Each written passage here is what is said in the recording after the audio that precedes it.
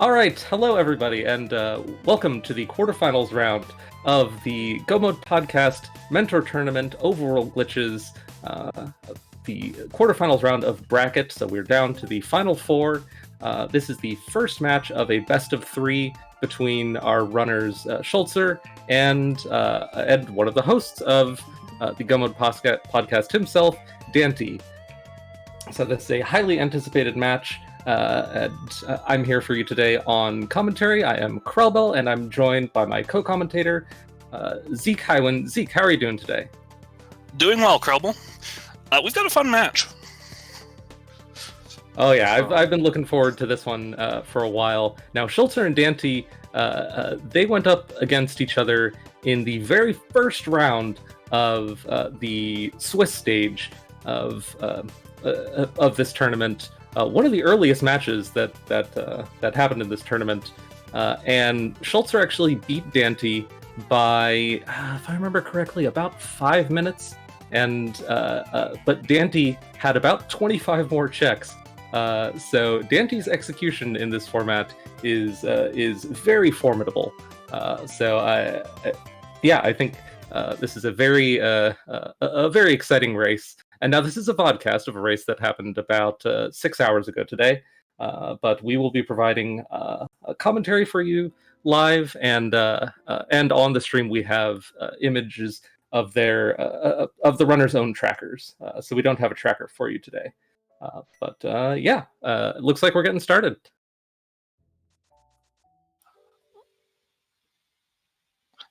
And it is also worth noting, as their game going, that this is...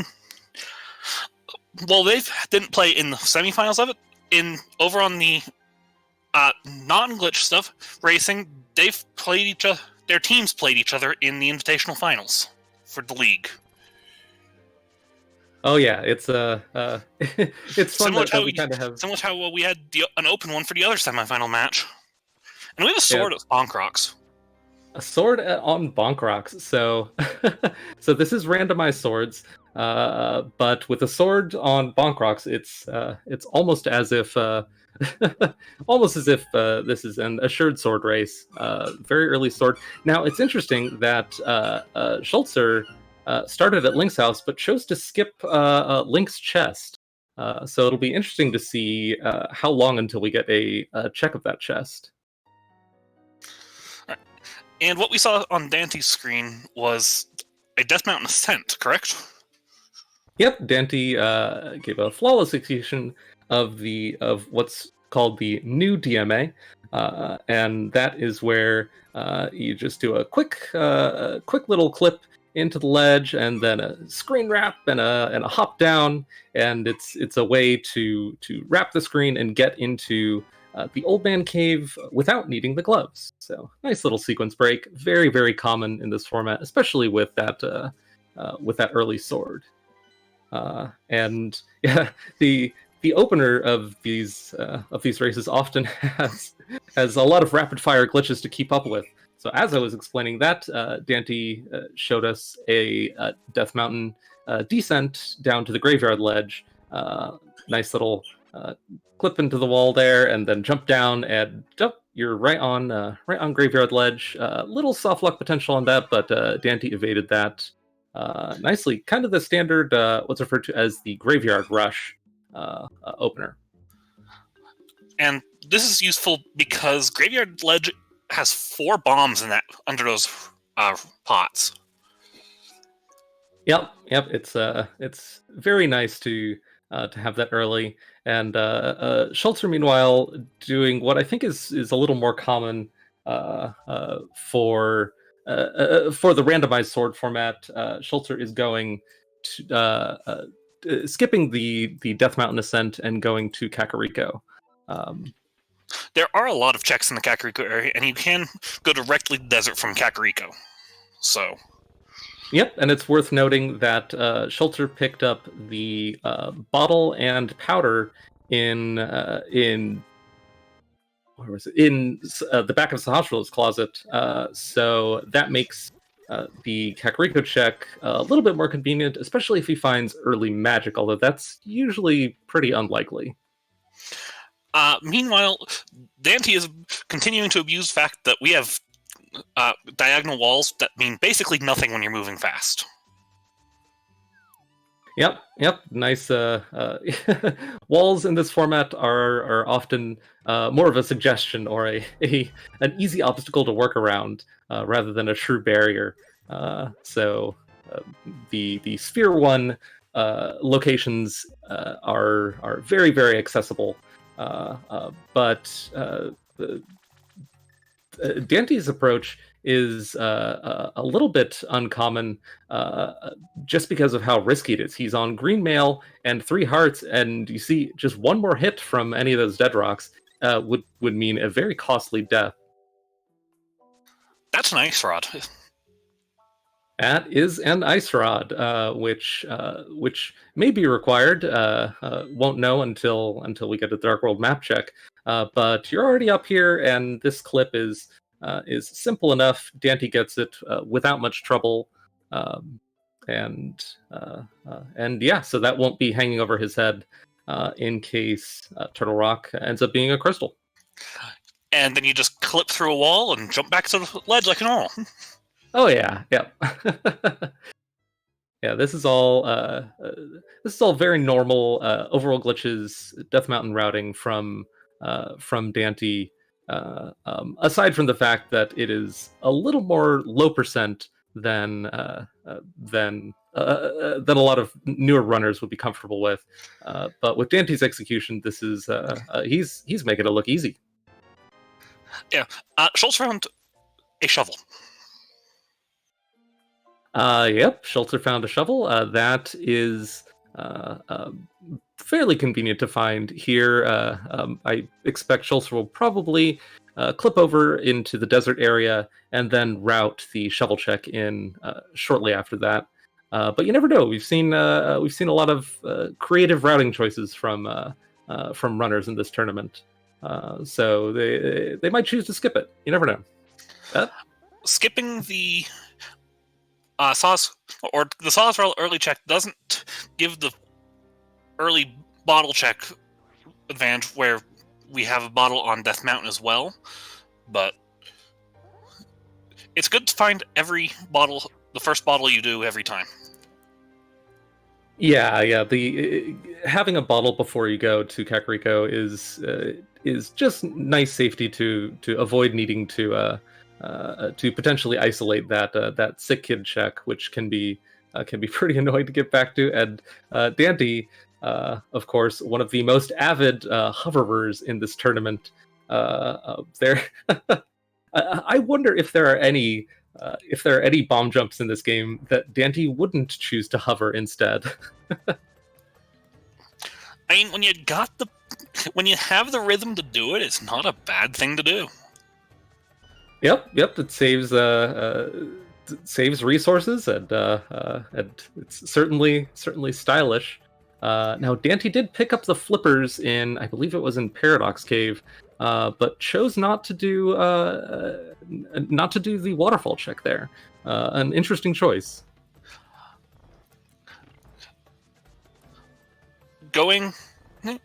Especially where we might still see the waterfall check, where there's a bow on the Zora's ledge.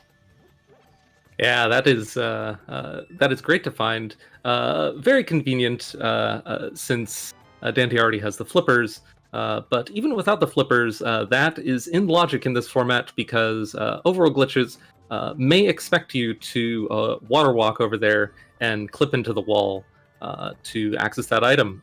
So, yep, you might find the flippers on Zora Ledge. You can find all sorts of fun things where you don't expect them here. Oh yeah. And yeah, it looks like I suspect Malmo's guess in chat is correct, and that was most likely an accidental screen transition, and then choosing to backtrack for waterfall after picking up the Zora Ledge item. But Daaanty did isolate the Zora check itself. Not having money will make you do that, and that's an isolation that's not really exclusive to glitches either. Oh yeah, yep. Zora is one of those locations that can be can be painful in pretty much any format of this game. Uh, Schulzer found the mushroom in the Desert Palace area. Yep, the mushroom is can be a little inconvenient to route in this format. That's a sword! So, okay, so we have two swords. One of them in bonk rocks and one of them in and a hammer. Okay. Oh man, those two sword locations in this race. It's almost like the randomizer was saying. I'd rather be a sword. Yeah, it's almost like double assured sword. All right, so it looks like Daaanty is doing the South Shore checks. Malmo is right. Schulzer has found almost every fetch quest. Yep, just a book away. Building up the list of chores to do. And looks like Schulzer is doing new DMA as well. Got the first step. Looks like that was a failed quick hop. I believe the failed quick hop is what jumps you diagonal there. So fortunately, there is a backup where you activate spin speed and then partially clip into the wall and then jump down. Looks like that's what Schulzer's attempting here. And yep, pulled it off without too much trouble. I'm assuming that by clip into the wall, you mean clip into the backside of the wall up there. Yeah, it's invisible, but there's if this ever happens to people new to the format, it's sometimes easier to learn that if you just enter the cave there. It's the cave that would normally be the Death Mountain or the exit of the Death Mountain descent cave. You could just enter that cave and exit it to fix your camera and then see where you've ended up, and then you're basically on the light world equivalent of bumper ledge, and then you just clip halfway into the wall and then jump down, and that's the recovery. Where is there? Schulzer's entering Hera. I think the boulder knocked Schulzer off path. So. Okay, so it's worth noting something. One of the Overworld Glitch's favorite items to be hidden anywhere in the world is not going to happen today. We will not be having a Meyer medallion hunt. Well, we'll not be having a Meyer medallion hunt. What makes you think that? Because Daaanty has two of them, and Schulzer has a third. Yes, that's right. Oh, watching two trackers at once. Okay, so that's very fortunate. Yeah, Meyer medallion hunts can be very frustrating. Well, in any format, but something makes it seem like they're especially frustrating in Overworld Glitches. Probably because I don't know. I feel like it's confirmation bias, just based on the fact that you almost never need, or you never actually need, but the logic may consider you to need the medallion to enter Turtle Rock. But with the right sequence breaks, you'll never actually need it. And so the Meyer medallion is the only one that matters with usual routing. Part of the problem is that Meyer medallion can be in so many more places in glitches than it can be in non-glitch. Yep. It really it's basically a second ice rod hunt. And ice rod hunts are just universal at this point. Yep. It's part of the game that we all know and love.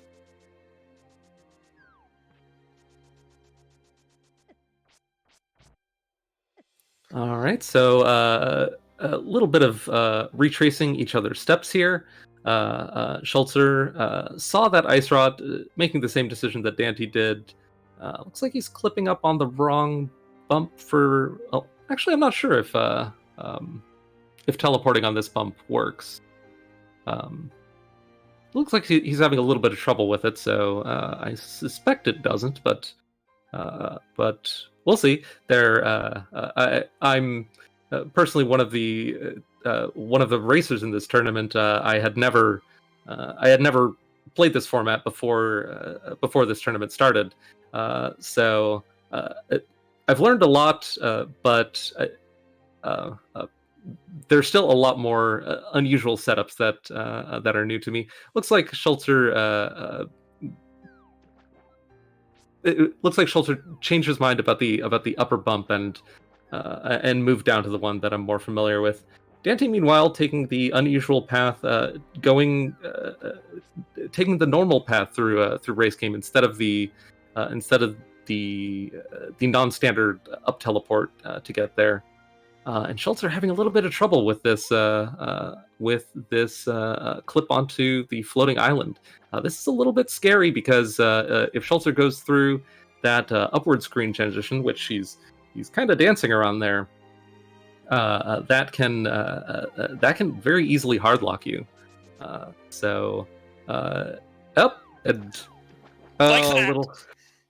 Little commentator's curse there. Oof. Yeah, that's a little bit of a painful one. I don't think Schulzer. Let's see. Did he find anything?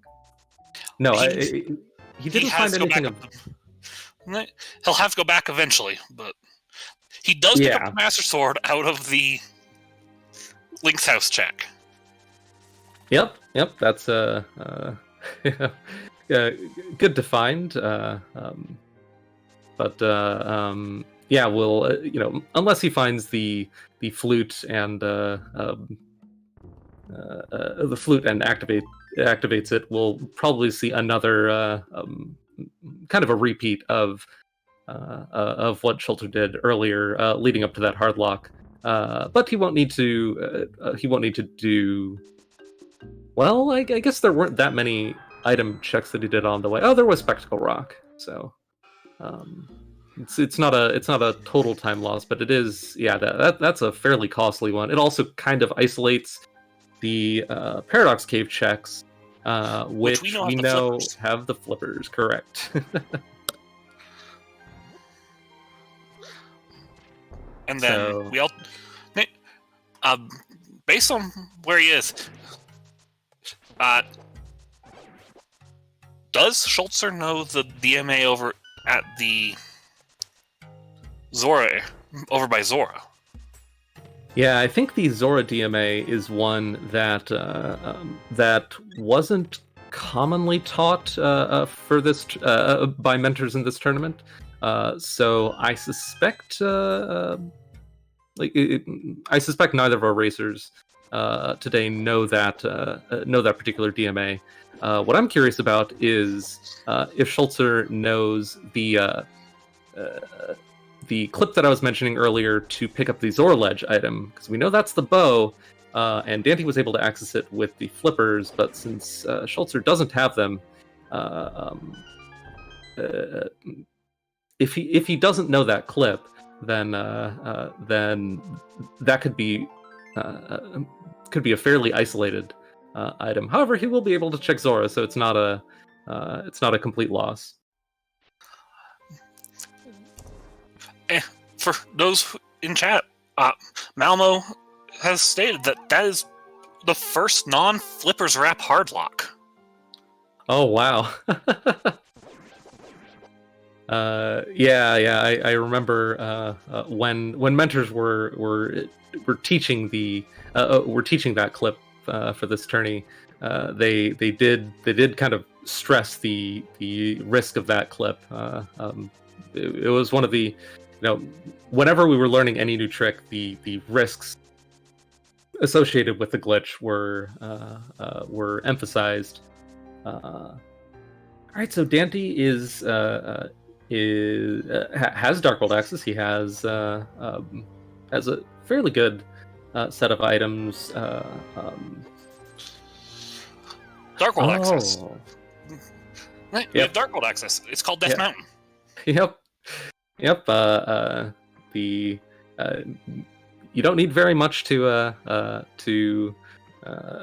get access to Darkworld checks. And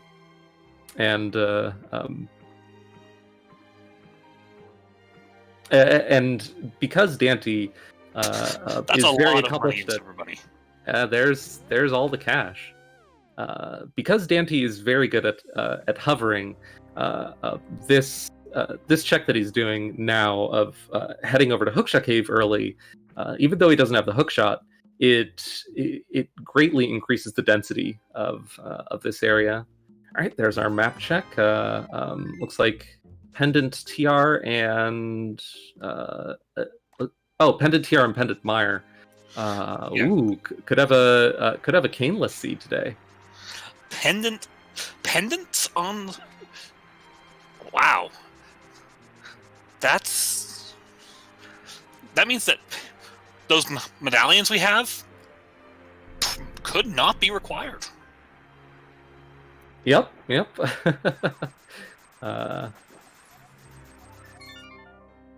Oh, okay. So Schulzer just did a save and quit.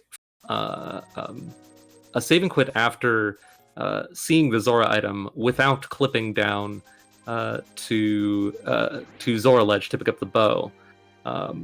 That is definitely interesting. I think kind of my two best guesses of what happened there. Well, no, I think he almost certainly saw the bow. You kind of saw him do the little jog over to check it. So it's possible that he doesn't know the clip up to Zora Ledge. Meanwhile, on Daanty's screen, just like in his name, there's a lot of A's going on right now. Yep. Really putting that controller to work. Fortunately for Schulzer's sake, looks like that the early check of the early hover checks didn't provide a huge advantage in this seed. But looks like Daanty's heading over to the pod area. Of course, Overworld Glitches. Everything is so much more is connected than in non-glitch formats. So the route from Turtle Rock to Catfish to Pod, even though in non-glitch, that's a normal route, isn't it? Oh yeah. In non-glitched, you'd be hard pressed to find 3 locations further from each other. In Overworld Glitches, they're right there. You just go one to the other. Everything seems normal here. And we just teleport down, and suddenly we're here. Yeah, this is a fairly low percent set of gear to be heading into pod with. You just have, I believe, Schulzer picked up a blue mail that Daaanty didn't. I can't remember where it was, but so Daanty's heading into pod with no mirror, no fire rod, and no lamp, and green mail and a decent amount of hearts. And I think he has a blue potion. But yeah, this is a fairly aggressive early pod play. Oh, the mail was in Saha. Right. The mail and powder and a bottle. Meanwhile, Schulzer giving us a slightly more conventional counterclockwise Dark World Overworld clear. Just did the standard Dark World Death Mountain descent, and is just grinding out these Skullwoods checks, and probably heading into Village of Alkes after this. And that was a fun way to ignore the bow-locked area. Yep. It's the hardest hover in the game, and Daaanty makes it look easy, and it provides pretty efficient routing if you're able to do it. I'm trying to think of key counts here. He opened the. Let's see. Okay, he opened the front. He has one left, which means 1, 2, 3, 4. Okay, I believe. That means Stoffless Basement and the big key chest are forced to have small keys here, which means it's totally safe to do what Daanty's doing and just head straight for the back. We'll probably see him do a hammer jump, check the glove. Oh boy. Oh wow! So the early pod play, paying off. It yeah, the glove doesn't actually unlock very much at all. I believe the only thing it's always required for, well, the only non-overworld check it's always required for is Ice Palace, like 2 chests in Ice Palace, and Cold Star. Well, oh yeah, that's one of the checks. Yeah, that's that's all right. I said chests. I meant checks. But it definitely makes it makes some access a lot easier. Kind of getting easy access to that portal next to Swamp can be really nice. So I believe, due to how Daaanty routed this this area, I believe Daaanty has to Death Warp here, and Death Warping in the dark is always can be really frustrating. I think you sometimes see runners in this situation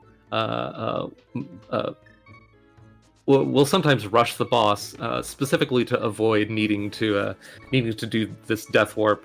Of course, it's kind of a risk either way. For one, the big key can be in that maze. Oh yeah. Oh, in fact, I didn't pay attention to where the big key was, so I don't know if rushing the boss would have been an option here. I think it usually isn't, come to think of it. But Daaanty got that Death Warp without too much trouble, making good time in this low percent pod. We'll see how the turtle room goes.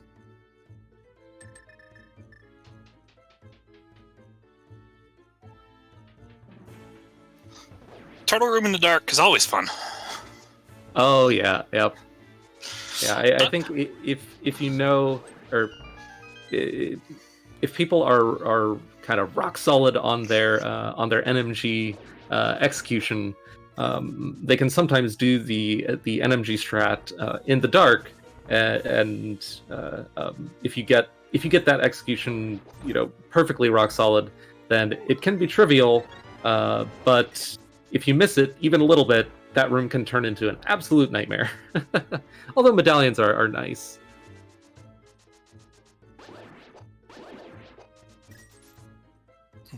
Schulzer had to do the kill room in Thieves Town because of that big block. Oh yeah.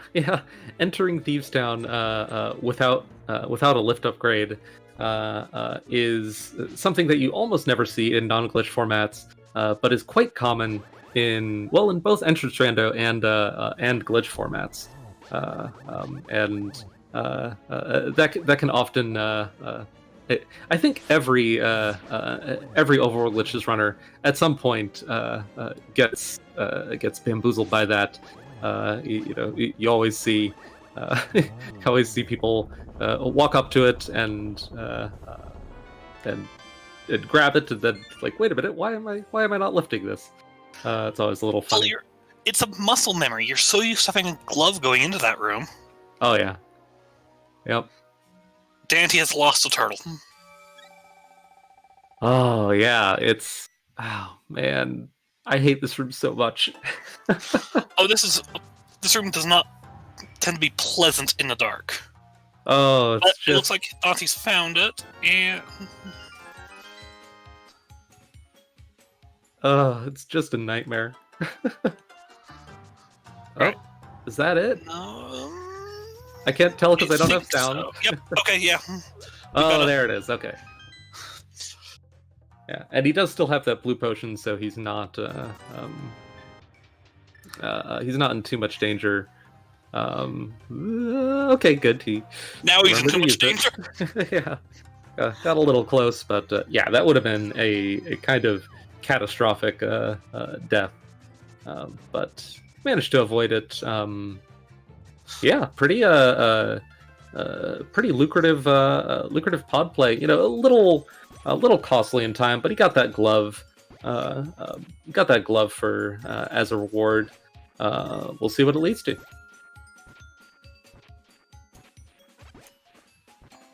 Meanwhile, Schulzer is doing the digging game. Yep, Schulzer made quick work of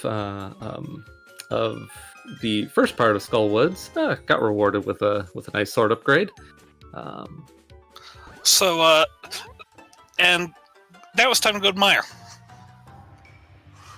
Yep, just looks like Schulzer is doing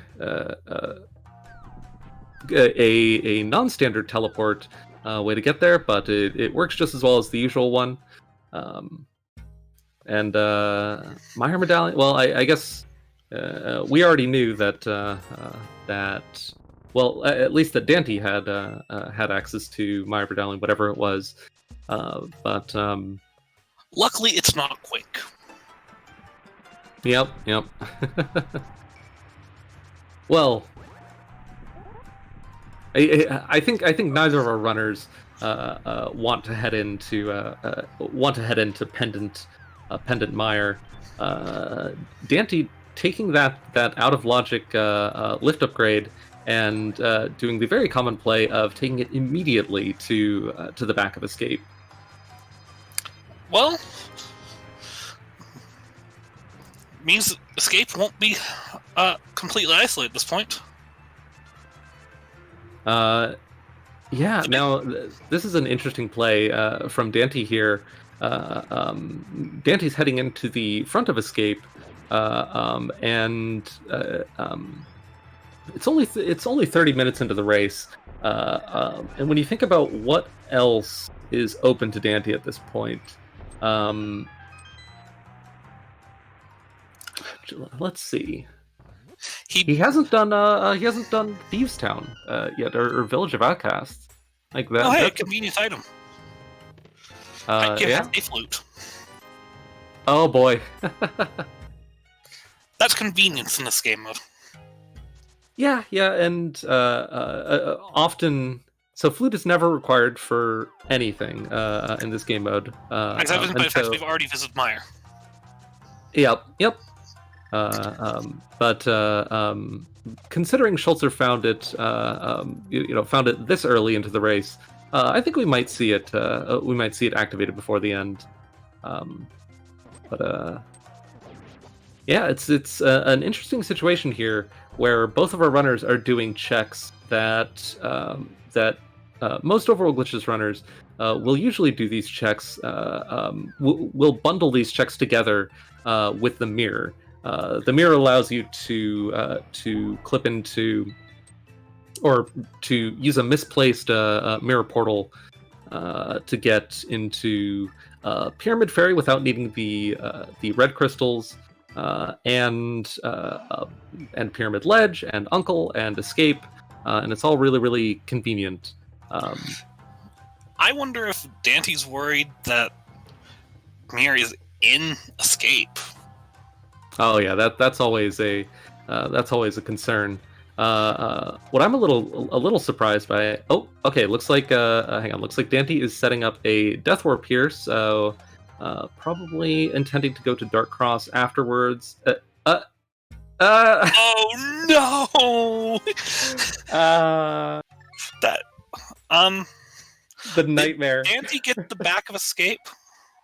Yes, so Daaanty did the back of escape, so he knows that Dark Cross has an item now because he found the small key and the map, if I remember correctly. He clearly thinks he does anyway.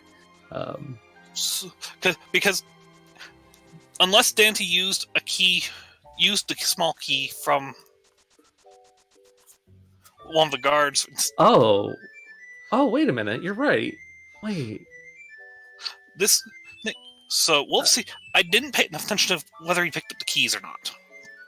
Yeah, I wonder if he skipped killing one of the key guards because he knew that that he wouldn't need it. That would be that would be definitely a time save.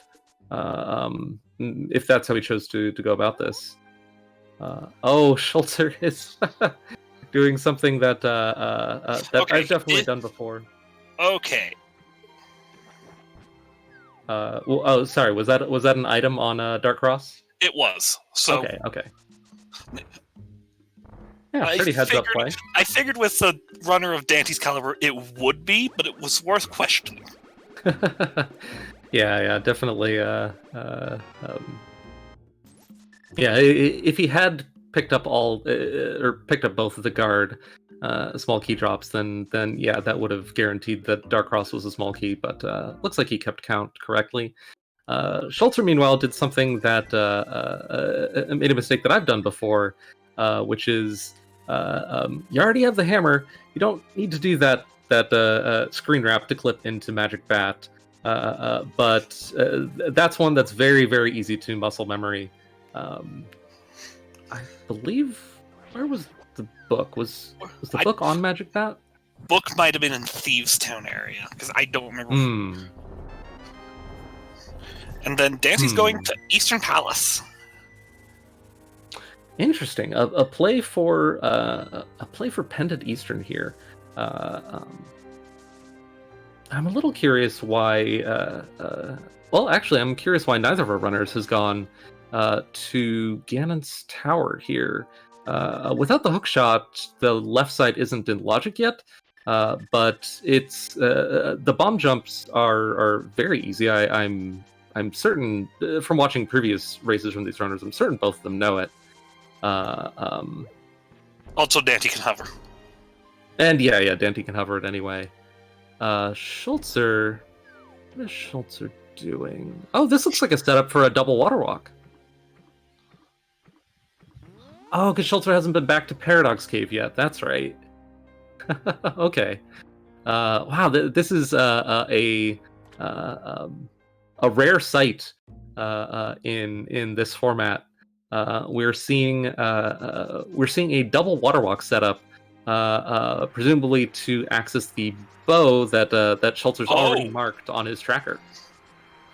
Oh, okay. He's already marked. Does he have a bow? I'm certain he does not. So I expect, and there it is, right there. What you saw was very rare in this format, but it was arming a Boots water walk and then using a Pearl water walk to set up. Oh, a cane. That's a place for the cane.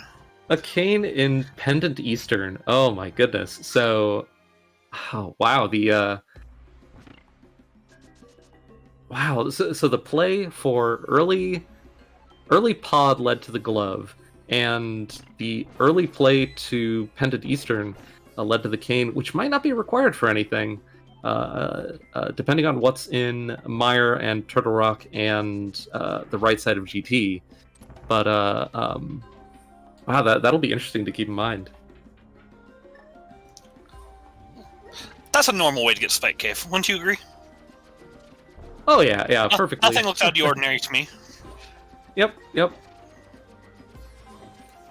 The yeah, after doing that that screen wrap, the camera doesn't show you where you are, but oh, interesting, Daaanty. I imagine Daaanty was planning on using the cape to get out of Spike Cave and link that up with GT, but looked at his resources and decided against it. Yeah, no, not really sure what the reasoning was there, but and chose against going to GT. Huh. I wonder if Daaanty Oh, took. no. Oh no! The refills are not kind today. Oh my goodness. I wonder if Daaanty started at the wrong load point and decided to make use of it to check the shovel. Oh, Dante's explaining in chat. Daaanty was planning on climbing GT and linking up Spike Cave with a left side GT clear, bomb jumping or hovering to skip the hook shot. Speaking of which, oh hey, a hook shot. And but then realized he has not found a fire source yet, either the lamp in Hammerpeg Cave or the fire rod wherever it is, and so can't climb GT and choosing to put off GT until he can link up the left side with some more stuff in GT. It might actually be less of that. You need a fire source to finish the climb. Yeah, that's correct. Yeah. So even with hovering, hovering doesn't get you anything in GT without a fire source.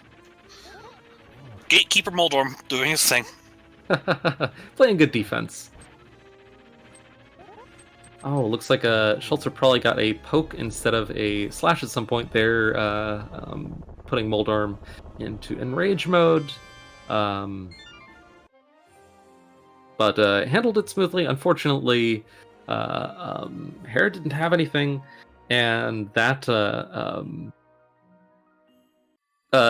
needing to clear Hera basement to get the big key was fairly costly. So a little bit of a time loss there on Schulzer's side. But is able to check the... Oh, there's a mail on the tablet. Useful. I adore that sprite. Oh yeah. This sprite is absolutely one of my favorites. The shading on it, it's a really expressive and well done sprite. I love the huge eyes. It's just really expressive, kind of adorable. This sprite is great, but you kind of hate to see red mail in this situation because without the mirror, the red mail just makes all the death warps that you'd like to do a lot slower. Especially if, as both of our runners have run into, especially if you keep getting trolled by life refills when you're trying to set up death warps. I'm not sure which one was more painful: the fairy refill in the basement, or the heart piece in Zelda's cell. Oh man, Schulzer is going to be getting his flippers now. Yep. That'll sting a little bit after going through the expense of setting up the death warp, or setting up the double water walk to get the bow, and then finding the flippers here, which would have made that unnecessary. We have a question in chat of what the name of Schulzer's sprite is. I believe this is Drake the Dragon. I don't remember the sprite off the top of my head. Yeah, I don't know the official name. Drake the Dragon sounds right. I have a friend of who used sprite, and we just refer to him as Ears Durg. Yep. All right, so Schulzer giving us the kind of more common non-hover version of that. I wonder where he's going up. It looks like he's also wondering where he's going. I wonder if Schulzer's going to take another crack at getting an Ice Rod.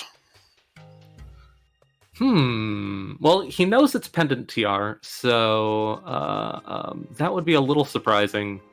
I suspect he's getting in. He's going to teleport. Yeah, that's exactly what he's doing. So, I think he's on the wrong bump here, unless this is a. Oh, there he goes.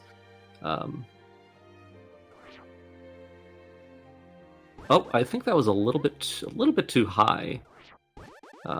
So what Schulzer's attempting to do here is teleport up onto here to get access to this portal without needing the mets. Useful. Oh yeah. Having the oh my goodness, had the wrong button. Oh no, quick that swap, could have been disastrous. Quick swap error, and then you have to. He narrowly dodged getting sniped by the duck. The duck wanted to take him away. Oh my gosh, it's so common to hear people refer to that as the duck that I momentarily forgot. Like, wait a minute, what do people actually refer to that as when they aren't memeing? I can't remember. The bird? Yeah, sure. Okay, the bird. I mean, it's duck. You can see that. Yeah, clearly. But got the super running check, and yeah, it looks like he's heading into pod to pick up his beautiful blind script, by the way, on Daanty's screen. Oh yeah, absolutely textbook. Schulzer kind of tapping the rock there a little bit to remind us all that that he does not have a lift upgrade yet. But he will be picking that up shortly in pod, which he will have a much easier time of thanks to getting the lamp first. I'll be able to make up a little time on Daaanty thanks to that. Yeah, much easier Death Warp from the Dark Maze, much easier Turtle Room. We say much easier Death Warp from Dark Maze, and people might wonder, wait, but he has Red Mail. The Kodongos in Dark Maze always do a heart of damage. Oh, yeah. Yep. One of the few enemies that just pierces armor. Another one of interest for that being Igors. Huh, interesting.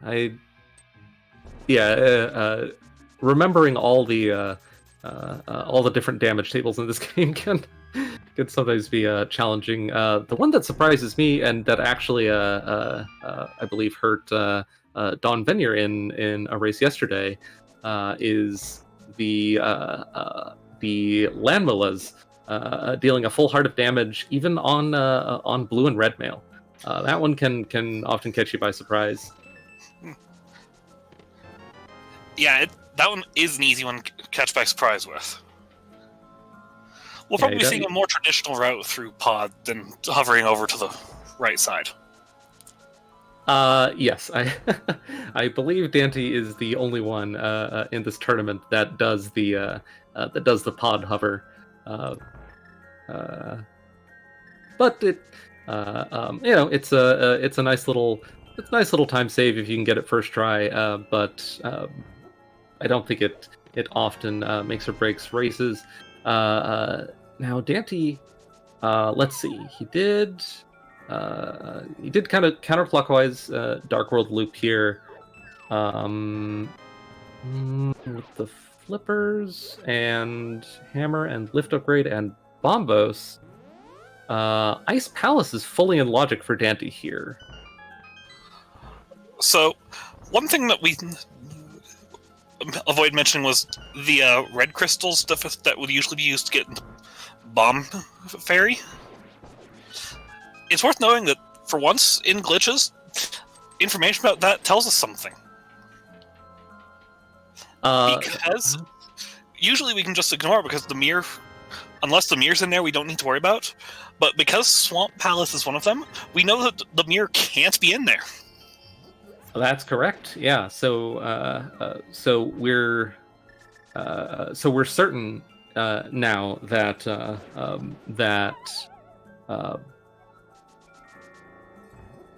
what does that tell us? Yeah, I guess you're right. That tells us that the mirror, that the mirror can't be in there. So the red crystal information.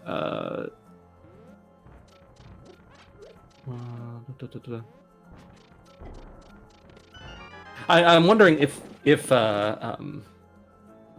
it could be possible here for the vanilla route of returning the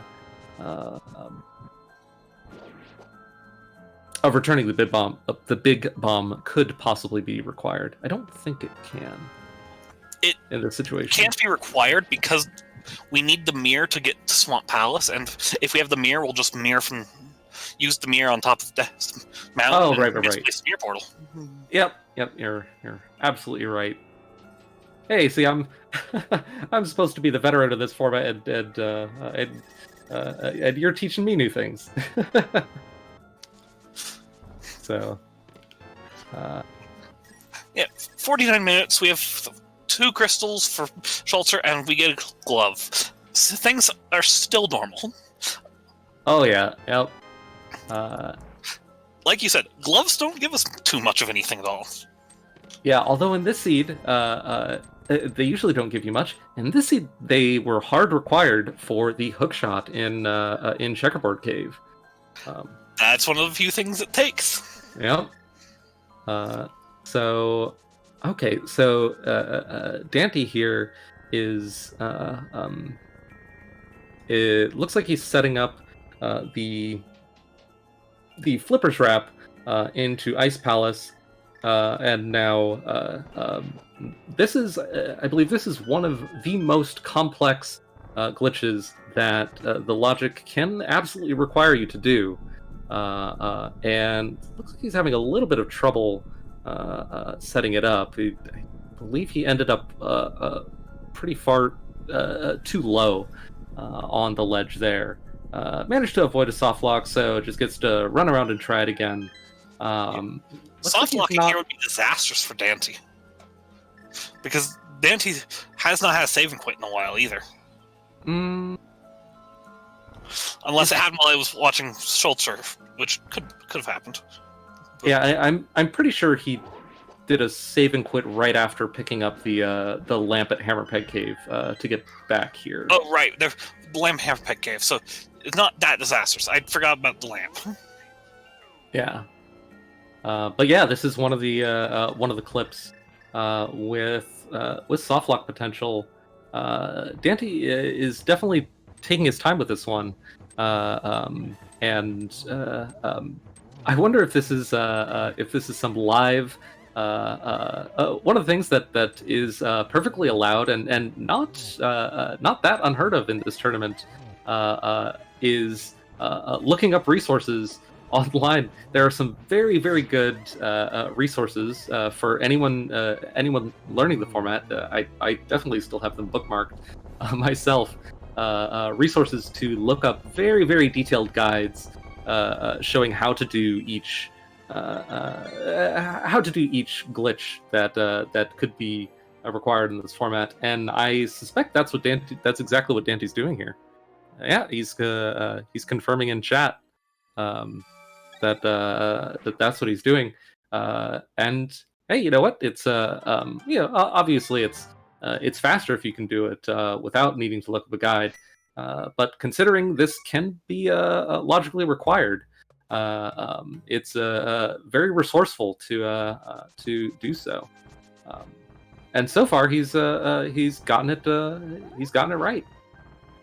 Now this is the crucial part here. He has to hold down here and no diagonal inputs whatsoever, or that can be a hard lock, and we have seen that multiple times in this tournament so far. Looks like he avoided that hard lock. I believe he's out of the danger zone now, if I remember correctly. He pulled it off. Well, let's see what it leads to.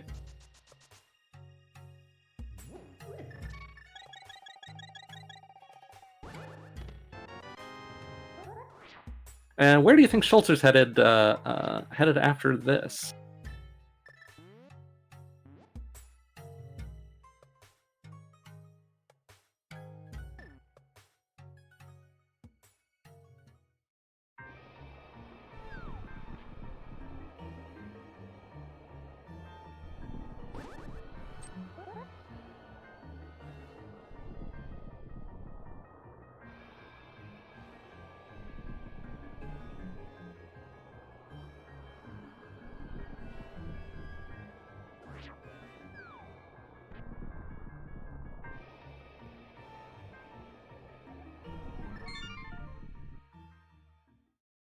All right, looks like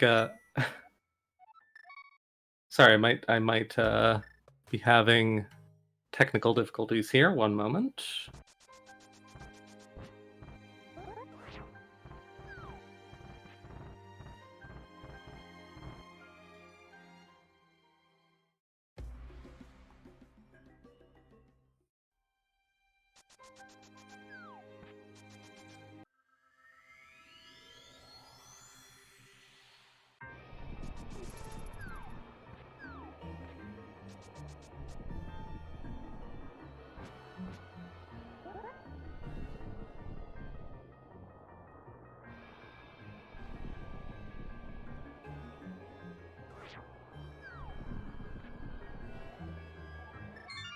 Okay, I'm back.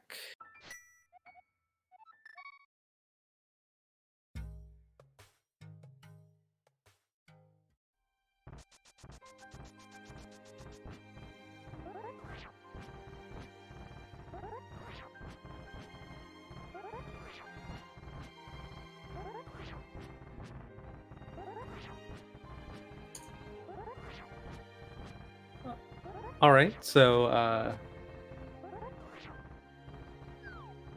Daaanty found what did Daaanty find in Ice Palace? I missed it. I'm sorry. I landed on my mute button. Okay. All right, good. For a moment there, I thought that was I saw your name lighting up on Discord, but couldn't hear you and thought that was a problem on my end. All right, sorry everyone. It looks like we're back online. My fault. Did Daaanty find what did Daaanty find in Ice Palace? I haven't been paying attention because I was watching Schulzer miss the clip on the GT. He got flung diagonally. Oh, okay. Yeah. That I believe that can happen if you clip a little bit early. If you're a little bit early on the release on the clip into GT. Fortunately, not too costly. Daaanty Daaanty, meanwhile, picked up the mirror in the freezer room in Ice Palace. A huge find. Yeah. I think that puts us. That puts us Fire Rod Go mode. That is correct. Yep. Yeah, Schulzer hasn't found the cane, which I believe hasn't been required for anything yet, although obviously nice to have for Icebreaker. And depending on where Fire Rod is. Depending on where Fire Rod and the GT Big Key is, which I think Schulzer already picked up on the left side of GT here, if I remember correctly. So, Fire Rod Go mode. Oh man, that mirror location is pretty huge because that means that that either the flipper wrap that Daaanty did or finding the mitts wherever they are and doing the normal kind of the normal access to Ice Palace were logically required or were absolutely required in this seed. Normally in this format, what people prefer to do instead of the kind of slow and tricky flipper wrap, there's a mirror wrap that gets you there, which also has hard lock potential, but I think a lot of runners in this tournament find it easier and faster. Certainly faster. I do like this play when you find the mirror to immediately dive Swamp Palace. I'm thinking about Swamp Palace versus GT in this situation. You're Fire Rod from Go mode. And considering your Fire Rod from Go mode, you know that the right side of GT... Well, Never mind. Um, Daaanty found it before I could get my thoughts in order. okay. That's not the usual check I'd look for Fire Rod in, but that works. Yep. So we knew it couldn't be on the right side of GT, and because Schulzer I believe he already picked up the big key in GT. Yes, because GT Big Key was in DM's room in the top right. Okay. Okay. Mama's mentioning in chat that the logic behind Daanty's play to head into Swamp instead of GT here was that we know that the big key was on the left side, but Daaanty doesn't, and so if the big key was on the right side, then that would have been a forced GT double dip, which Daaanty gets to avoid now, or gets to know that it can't possibly be required because he went into Swamp first. So yeah, that's a perfectly good play. And Daaanty in go mode at just under an hour go mode. This will be a very fast seed for Daaanty. Schulzer needs to find. Oh boy. Okay. Schulzer needs to find the hookshot in Checkerboard Cave, the mirror in Freezer Room, and the fire rod in Swamp. That is a pretty awful chain of items to be forced to go through. I mean, on the bright side for Schulzer, the mirror pretty much leads you to... Oh, that was a beautiful zero cycle on the Argus. Oh yeah, textbook Argus execution. Slightly missed the Does that count as commentator's curse? Yep. The mirror does lead you directly to Fire Rod, because especially where Schulzer's already done GT's left side. Oh yeah. Schulzer will be able to go directly to Swamp, and that is going to be the most lucrative dive once you have the mirror at this point. Unless, and as Mal was pointing out in chat, unless he heads to ice before Checkerboard Cave, in which case he'll get the mirror before the hookshot, and that changes that calculation a lot. Schultz is in a fairly unfortunate position here, because we know that the two plays that he has to make to finish the seed are Checkerboard Cave, which is kind of isolated, or the Flipper Wrap to Ice Palace, which nobody likes doing. Or I apologize, I was wrong. It wasn't quite a zero cycle for the Argus fight. Apparently, even after the last puff, he still did the spin cycle. So. Oh yeah. But I don't have the audio on, so I didn't know. Yeah, without the audio, it can be hard to tell. Just looking at. Trying to see the delay without hearing the whooshing noise. My apologies. You were saying talking about the Flipper's Wrap or the mitts for the Ice Palace. Yeah. So, normally in this format, you kind of hate to find the mitts because the only locations they open up are kind of bad.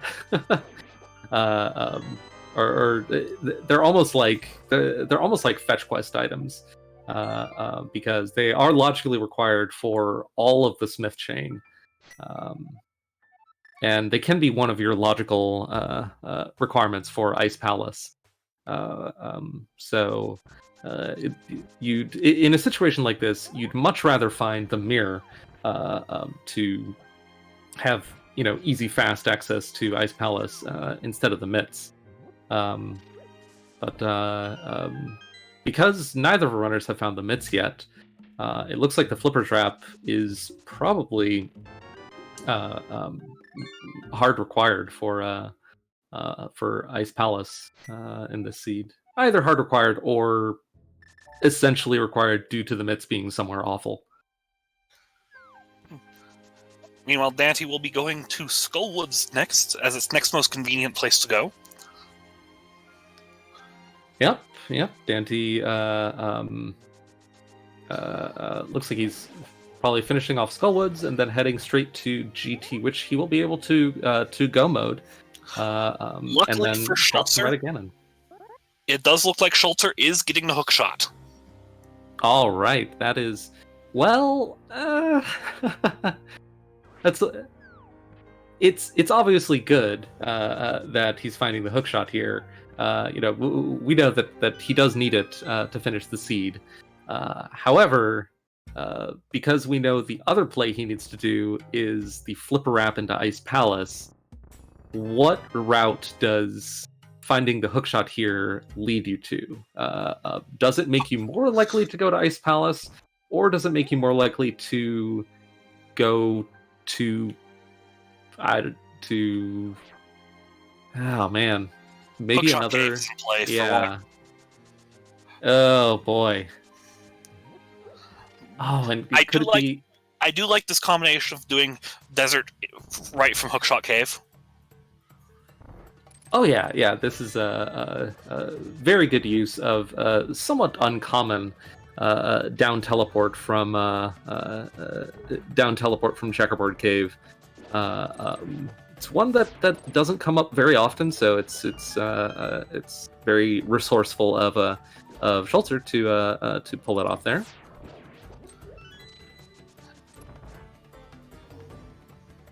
But yeah, unfortunately, I think the situation that Schulzer was in was kind of unfortunate either way, because you find the hookshot before going to Ice Palace, and it kind of just leads you away from Ice Palace.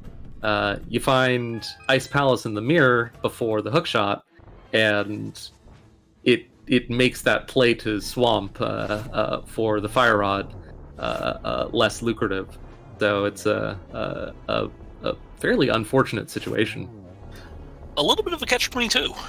Yeah. Meanwhile, Daaanty faces off against everyone's favorite boss, a conveyor floor with spike blocks on it. and a little annoying moth there just to pester you while you're doing the hard work of navigating the hazards. All right, where does Schulzer head next? We know Daaanty does Tower of Hera right now. Doesn't even have to go into the basement to get the big key, because with Hookshot, we'll just go straight through the pot. Yep, and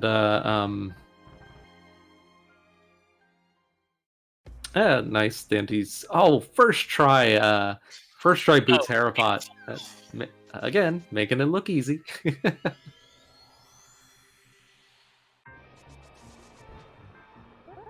Oh, and as you guessed, it looks like Schulzer is heading to Hookshot Cave. I imagine Schulzer in this situation knows that Daaanty can hover, so knows that whatever is in Hookshot Cave, Daaanty probably picked up much earlier. So this is a kind of hedging bets here, and it definitely, yeah. You find the hookshot. You have the flipper wrap to Ice Palace or Hookshot Cave ahead of you. Definitely don't blame him for don't blame him for that. I mean, I don't blame him for this either, because flipper wrap does, as you said, looks awful. It's a dungeon you can complete. No, you can't. Ice Palace? Why couldn't he complete Ice Palace? Oh yeah. I thought you meant Turtle Rock. Turtle Rock here. Yeah, this You're is already up here, so I do like combining it with the check. Yeah, it makes perfect sense, but without the cane, very very little is accessible in Turtle Rock. Potentially Oh, zero right. items. He hasn't been to Eastern either. Yeah, which is actually really well. It's good for him. It's good for Schulzer that he never went to Bended Eastern because we know that the cane only leads him away from Go mode. Um, but the cane the cane definitely makes Ice Palace, slightly more appealing. Oh, okay, Schulzer very elegantly set up the Death Warp there. No refill shenanigans today. Finally, a Death Warp that actually works as intended.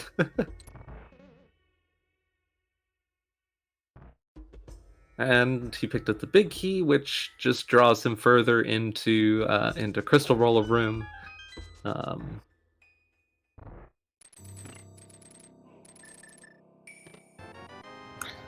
And like you said, getting the no bad items.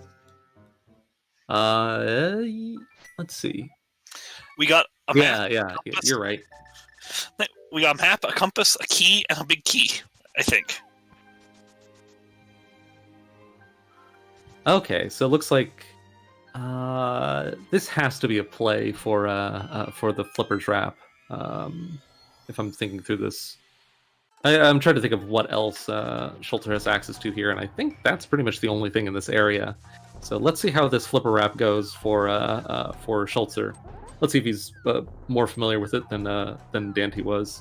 I did not know that you could boots clip through this first ledge. Wait, was that a boots clip or was that a non-standard teleport? Actually, that may have been a teleport.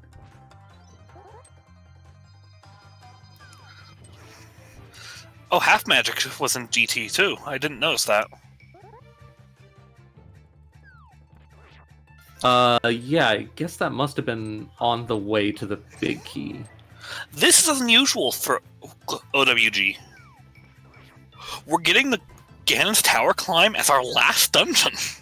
Yeah, it's not that unheard of. Obviously, I think in most seeds you find people doing GT very early because it is so dense. But occasionally you get those seeds where kind of just there's so much progression elsewhere in GT that just opens up dungeons and that you can just be following the always be clearing dungeons approach of routing, and then find yourself in Go mode before ever really being drawn to GT. And it's nice because you just kill Aga 2 and it just drops you off right there. So it looks like Schulzer had a much easier time with that Flipper Wrap than Daaanty did. And now he's faced with a caneless Ice Palace, a little bit slower than the nice convenient Icebreaker, but Schulzer is certainly comfortable with the Ice Palace bomb jump, so it won't slow him down too much. And we've got the hover. Easy every time, and we don't get to see what's in the Moldarm 2 chest, but it would be kind of funny if it was Silver's. Daaanty decided we don't want Moldarm's last gift. Yeah, I think if you're gonna hover it anyway, then taking the time to kill Moldorm, and then needing to kill him again in case you fail to hover, needing to kill him again every time, that just always feels bad. And a triple! That was a very well done triple. Singles, triple, double.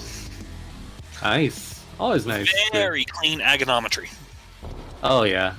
Three cycle Aga. I think I usually think of 3-cycle Aga as great, 2-cycle Aga as like extremely rare, excellent, and you got lucky with those Aga placements for one in that situation. Yeah. The RNG, oh boy, Schulzer almost had a dance around the edge there. Pit collision is very generous today. Yeah. So it looks like Schulzer. Oh, nice, Daaanty getting the fairly easy. I say fairly easy. It's certainly not easy, but making it look easy certainly. Getting Just the like he has everything else. Yep. Getting the 1-and-1 cycle of the Tempered Sword Ganon kill. That's a nice time save. Will Schulzer... Okay, Daaanty doesn't have silver arrows, so... I'm wondering if Schulzer will find the mirror before Daaanty finishes. That depends on how many more times Ganon teleports. That's true. Because we're in the double digits at this point, I think.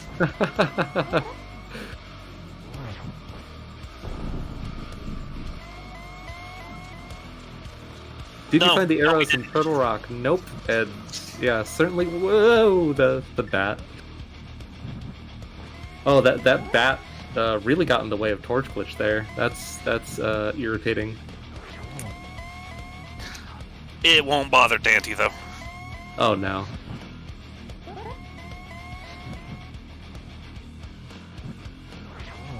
Oh man, this is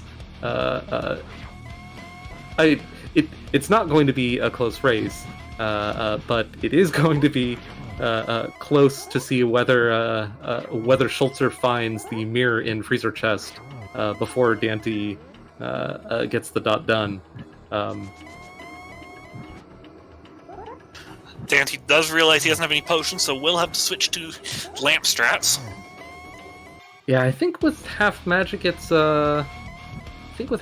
have enough with Fire Rod, but it's why risk it? Daaanty in the situation has no way of knowing that he's as far ahead as we know he is, and yeah, it looks like Schulzer's going to get the good news of finding the mirror mere seconds before Daaanty finishes.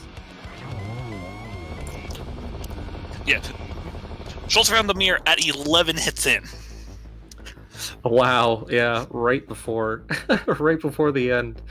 And so, unfortunately, Schulzer didn't get to find the final punchline of the seed, the go mode, before Daaanty finished.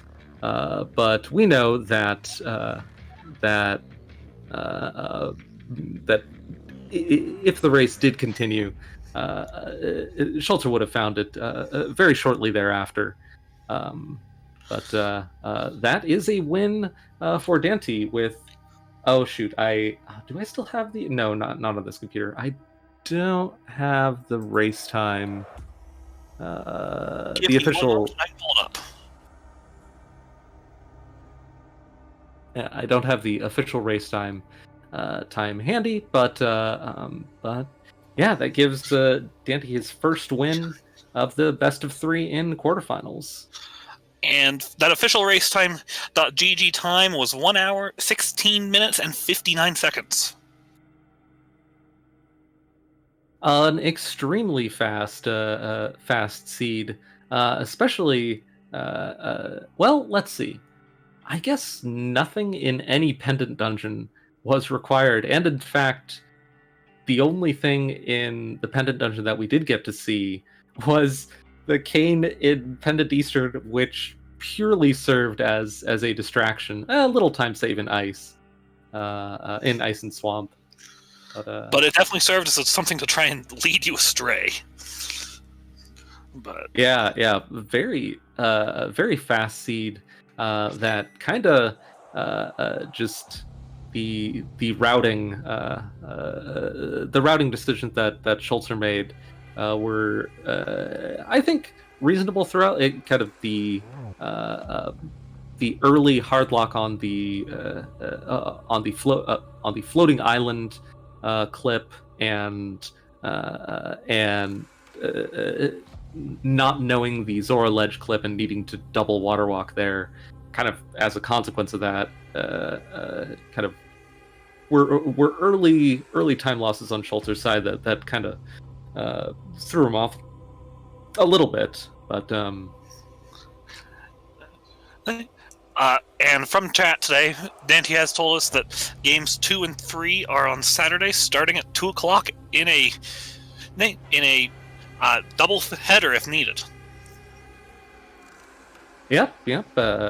So Schulzer will need to win both of those matches to progress. Otherwise, Daaanty needs to win only one of them. This is best of 3. Then the winner of that will go on to face Dawn Venier in finals next week, and the loser of Saturday's matches will go on to face me in the bronze match of next week's matches. So it'll either be my first race against Daaanty or a rematch between me and Schulzer from the last week of Swiss when Schulzer beat me. And I believe Malmo pointed out that this was Schulzer's first loss in this tournament. Schulzer went undefeated in the Swiss stage and undefeated so far in brackets. So yeah, that is that's the state of the tourney so far. I think we can get either. I haven't seen Schulzer in chat, so I think with his time zone, it's probably the middle of the night for him. We've seen Daaanty in chat, so he can step in here for a short interview if he'd like. But he's given a lot of live commentary as the race has gone on in chat. He's been our very helpful third commentator.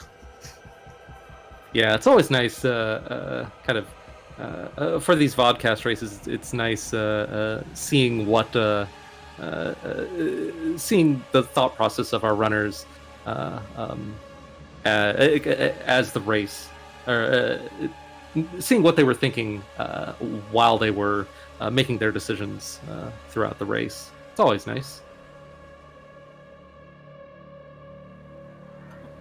But regardless of this, of whether Daaanty would like to join us or not, and speaking of him, welcome to the commentary booth, Daaanty. GG.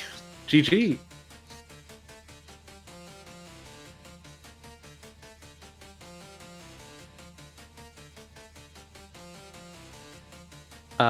You may have your mic muted. Let's see if that's better. Hey, welcome. We can hear you. Yo, thanks for the GG. I was gonna say it's also kind of late for me too here, but yeah, this was definitely a nerve-wracking race. You know, Schulzer beat me in week 1, so I kind of was expecting to go 0-2 this week, but getting 1's nice. I know he's still got a lot of league stuff going on, so we were trying to schedule around that, plus the time zones, and 3 games in a week. You know, with everything else going on with him, also kind of makes this like super hard. So we're just gonna knock out a doubleheader Saturday, and hopefully there's not like a tie or anything. Yeah, it's definitely a busy season with I think all 4 of our quarterfinalists in this tournament were also quarterfinalists in league. So definitely busy times for all of us. But yeah, this race was great fun to watch. Pretty interesting seed. I'm curious to hear your thoughts on the seed overall and how it went for you. Well, I really wanted to, like I put in chat, I wanted to go to GT, but I was like, oh, I don't have a fire source. I was like, maybe there's no fire source there.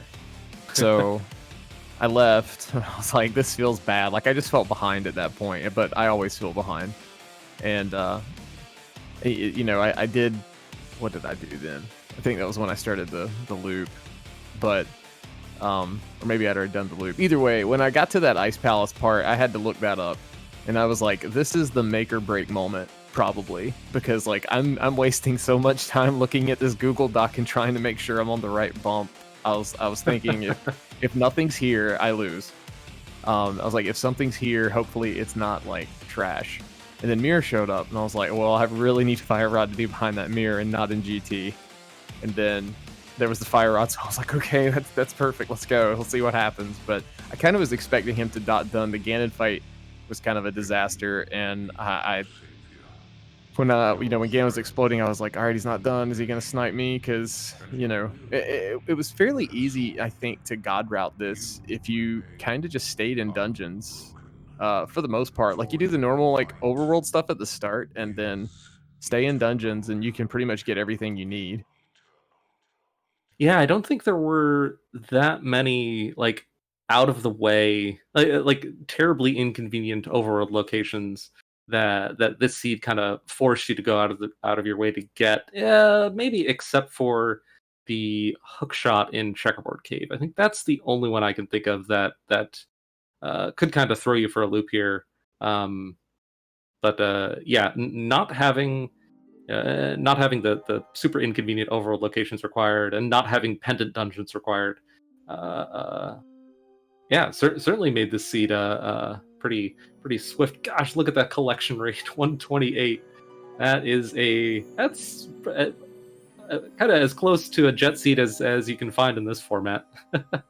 Yeah, Schulzer and I were chatting afterwards a little bit, and we kind of agreed that Bombos, which, being required for ice, was probably the item that you could easily skip, if you started hitting a god route. Like, it would be easy to put off Mini Moldorm, especially, like, if you got Pearl. I think, watching this back, he got Pearl and Hammer way before me. So at that point, it was kind of like you could just go straight to Dark World from there and not worry about South Shore.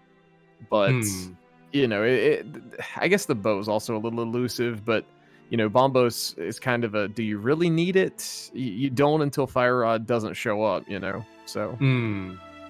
Yeah, one of those things that in retrospect we know was required. Actually, this is one of the, I think one of the rarest Ice Palace kind of access items situation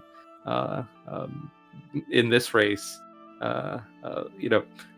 How often do you see it where you're forced to go into Ice Palace with no mitts? Well, depending on where those were, we have no idea.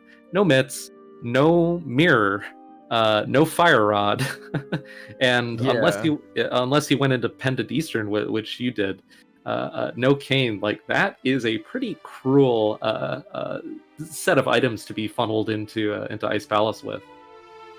Yeah, and honestly, like, why is that clip in the logic? That's like the stupidest clip. I mean, I'm sorry. I know, I'm not like trying to crap on the devs or anything. I just like the mirror clip seems so much simpler, I guess, or the mirror wraps. But I guess they have. I've just started getting into the logic of this, so I don't really have a whole lot of footing to stand on. But I just feel like the mirror stuff's so much easier to set up and learn, and like be consistent at. And I'm sure there's a way to be super consistent at that clip, but it's like, you look at the list of steps to do the mirror wrap, and it's like maybe like 5 or 6 things. And then you look at this, and it's like, the list just unfurls, like the Google Doc just keeps going and going. And, and then it's like, hey, go do this part again. So, yep. But yeah, it was kind of a stressful time and being in the middle of a race. Yeah, I can imagine. I remember there was one race in Swiss where I don't remember what glitch it was, but I did end up looking up a glitch in the middle of a race. But I used the Hera Basement coffee break as an opportunity. I said, all right, while I'm waiting for this, I'm going to go into my web browser and open up that Google Doc to hide the fact that that I'm needing to learn this on the fly. Yeah, it's that nice was when a seed works out that way. that was kind of my reasoning for even checking Pyramid. I was ready to write that off, and I wasn't going to do hammer pegs. And then I was like, I need some time to I was like, where is this Google Doc? So I'm like searching for the Google Doc. Like, where's the thing at? That took the longest part, I think, and then found that shortly, after hammer pegs, and I was like, okay, trying to play and control F, type in ice, and hope it's at Ice Palace. Yep. Yeah. It's always fun, but a very good race. Yeah, excellent race. It obviously we, as viewers, it's well, as a viewer, there are kind of two situations that I always look forward to in a race. One is, of course, a very close race, which this wasn't, but the other is an interesting seed, a seed that kind of gives you new and interesting situations to consider and to talk about, considering how fast the seed was, it did give us a lot of interesting kind of uncommon situations. Yeah, for sure. And I mean, honestly, flipper wrap, for example. Oh, okay. Yeah, and hopefully it's the last time you have to see it. I hope nobody else in the tournament has to do it. But yeah, like I honestly expected all three of these games. I kind of still expect the series is going to go to 3, and I kind of expect games 2 and 3 to be pretty close. So yeah, we'll see how the rest of it shakes out, because I think our week 1 match was like just a few minutes difference or something like that. The week 1 match was 5 minutes difference, but you had over 20 more locations checked. Yeah. So yeah, that was the one where I skipped Pendant Skullwoods, and that's where the bow was. And I even told my mentor Jetters at the time, I was like, the bow's going to be in Skullwoods, and we're going to skip it, but there's no point to go to Skullwoods right now. Yep. But that's why we play rando. Stuff like that happens, and it's always fun and interesting looking back and seeing what did and what didn't work, because next time you play, that's not always going to be the case. So yeah, like I said, we'll see how games 2 and 3 go, and good luck to Schulzer and GG to him. I know he's like probably asleep right now, but yeah, GG's to him, and looking forward to games 2 and 3. Yep. GG, and huge thanks to Daaanty for joining us today. Everyone watching, please make sure to give both of our runners, Daaanty and Schulzer, a follow. Their links are in chat. And thanks to our streamer today, our restreamer today, Kippy. He's crucial in putting on the show for us today, and thanks to my co-commentator Zeke Highwind. We had a good race today, and looking forward to more. I'm looking forward to seeing the conclusion of this tournament, because this has been fun to watch. So. Oh yeah, fun to watch, fun to participate in, just fun all around. All right, but I believe that'll do it for us today. Again, our next race, which we will hopefully have either a live restream for you or a vodcast, at least, will be the first one will be this Saturday at 2 p.m. Eastern, and then, if necessary, a double header following right after that.